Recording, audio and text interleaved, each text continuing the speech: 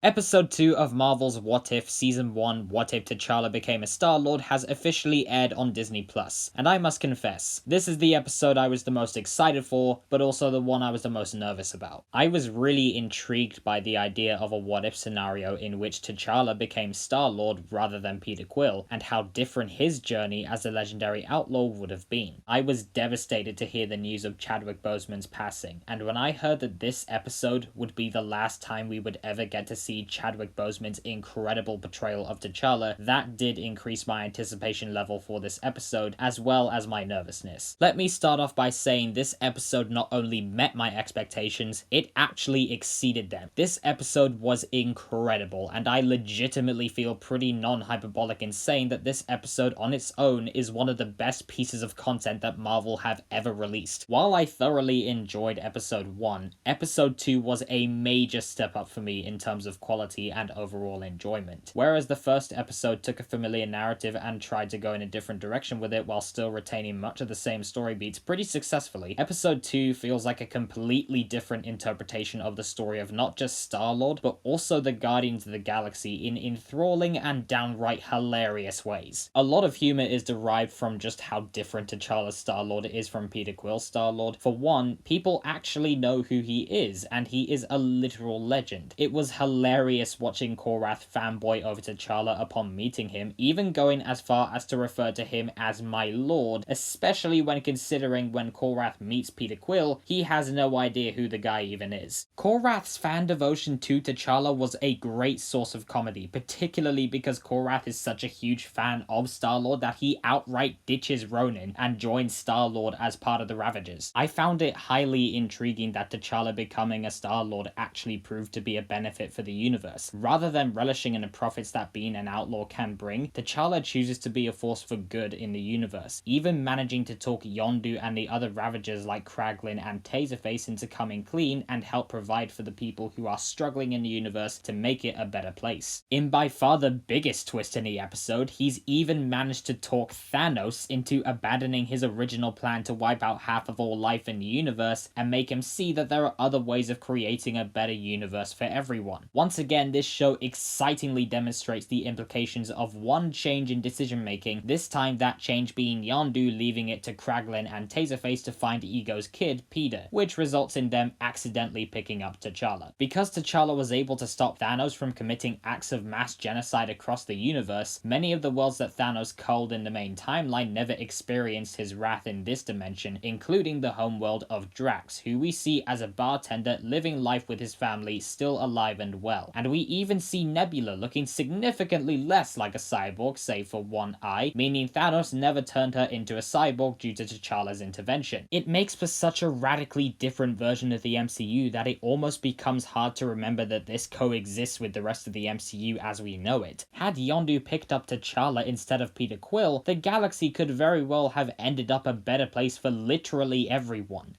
Seriously, if people hated Peter Quill in Infinity War, they may just have another reason thanks to this episode. That's not to say that I think Peter Quill is like the bottom of the barrel worst superhero ever. I love the guy to bits. But it is crazy to think that one version of Star-Lord ends up becoming the galaxy's greatest hero, whereas the other initially is more or less in it for his own gain. It was pretty emotional and bittersweet watching what is now Chadwick Boseman's last ever performance. Boseman was just as incredible as he always was as T'Challa. He brings an air of kindness to his delivery that adds a warmness to T'Challa, fully expressing the inherent kindness and selflessness that makes the character who he is. I love that despite being abducted into a community of outlaws, T'Challa still retains his sense of right and wrong and goes out of his way to steal from the rich and give to the poor rather than steal from the rich and give to himself. Just as T'Challa opened up Wakanda to the rest of the world to make it a better place for everyone in the main dimension, T'Challa in this dimension works towards making the entire universe a better place for everyone, even going out of his way to save the lives of people that tried to kill him like Korath. This episode demonstrates why I love T'Challa so much as a character. He is a pure good soul who wants nothing more than to help people and to do whatever he can to ensure the universe is a safe and prosperous first place for everyone. We've seen him do it as a king, and now we've seen him do it as a Star-Lord, and both times it was thoroughly thrilling and endearing. Perhaps the biggest difference between himself and Quill is that T'Challa actually goes back to Earth. Peter Quill never went back to Earth until Avengers Endgame for pretty understandable reasons, because he can't bear the pain that losing his mother brought him, which Earth heavily reminds him of. T'Challa actually decides to go back and reunite with his family, and I thought it was such a touching way to bring this story full circle. It begins with a young T'Challa wanting to explore the world outside of Wakanda, who then ends up exploring the entire universe, which then ends with T'Challa returning home a hero. And it makes complete sense. He doesn't associate his past life on Earth with pain the way Quill does, so of course T'Challa would be more comfortable going back. I loved that T'Challa ends up forming his own Guardians of the Galaxy that is radically different from the team we all know and love. While the episode is more centered on one character rather than the ensemble approach of the Guardians of the Galaxy movies, T'Challa's Ravagers still come across as badass, hilarious, and overall a pretty lovable team. I've loved Yondu since first seeing him in Guardians of the Galaxy Volume 1, and it was great hearing Michael Rooker play Yondu in this episode once again, and I really enjoyed his father-son dynamic between himself and T'Challa. I can't really go any further without talking about this. Thanos becoming a Ravager and abandoning his goals of mass genocide to help the universe in a better way is one of the strangest and coolest twists I think I've ever seen, and it's such a stark contrast to his movie counterparts. It was honestly awesome seeing him actually being a decent dude and fighting against the Collector and the Black Order. His battle with Black Dwarf and Proxima Midnight was very fun, although I also found the dude to be surprisingly hilarious. He constantly tries to convince people that his plan to wipe out half of all life in the universe was an efficient plan, and those jokes never failed to crack me up. Josh Brolin's sinister and threatening delivery as Thanos was extremely funny because of how much it contrasted with the personality that comparatively was much more friendlier and generally nicer than the more psychotic and genocidal maniac-ish dude from the movies. The theme of fatherhood is all over this episode and conveyed through the characters in a way that I thought was quite beautiful. T'Challa begins the episode as a child yearning to explore beyond the confinements of Wakanda's borders, and because of this is perhaps worried of returning because he doesn't want to go back to the same life of hiding that he lived as a child. But when he finds a Wakandan ship in the Collector's vault and sees that his father had the courage to go not just beyond the borders of Wakanda, but the far reaches of space in order to find him again, he works up the courage to return home and reunite with his father once again. That journey was really enrapturing, and I love seeing the theme of fatherhood reflected in the other characters like Yondu. I like to think that one of the reasons he told T'Challa that Wakanda was destroyed was because he couldn't bear the thought of losing T'Challa,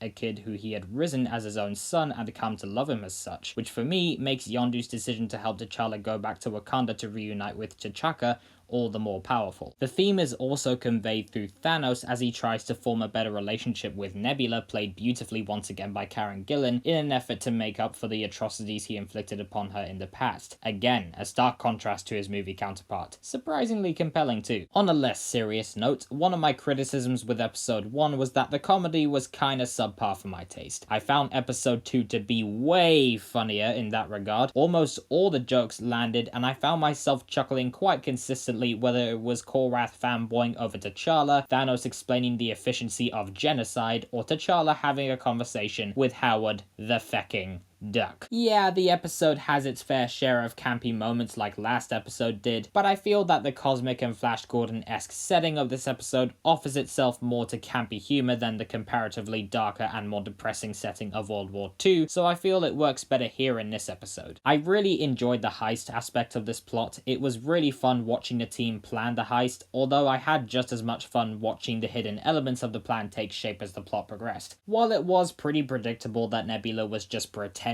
to betray the rest of the team as part of the plan, I still think the reveal itself was well executed, well built up, and it still packed a pretty good punch. Talking of punches, the action is fecking phenomenal. The episode has some really enjoyable and exhilarating action sequences that are beautifully animated, particularly T'Challa and Yondu's fight against a muscle-bound Collector. This entire episode is gorgeously animated. They really took advantage of the cosmic setting. I praised the show's use of color in a previous episode, but this episode takes takes the color to the next level to create a truly vibrant animation that brings the cosmic side of the MCU to life in a fascinatingly energetic and glowing light. I absolutely loved this episode. It was everything I was hoping it would be and so much more. It's a fun and energetic heist story with really badass and hilarious reinterpretations of these characters that, like episode 1, sheds a new light on what could have been had things gone differently. I know this episode wasn't written with the intention of being as such, but I couldn't ask for a better send-off to Chadwick Boseman and the icon he brought to life so wonderfully. I'm doubtful we'll see this character again past this season of What If, as Marvel have decided against recasting T'Challa, but I will always be grateful that I got to experience Chadwick Boseman's incredible talent one last time. It pretty much goes without saying at this point, but Marvel's What If Season 1 Episode 2 gets a 10 out of freaking 10. So that was my review of Marvel's What If Episode 2. Thank you so much as always for watching. I do hope you enjoyed this video. Before I go though, I would just like to ask you guys, what did you think of this episode? Did you think it was good? Did you think it was bad? Did you think it was somewhere in the middle? Please leave your thoughts down below in the comments, and I will indeed see you guys in the next one. Until next time,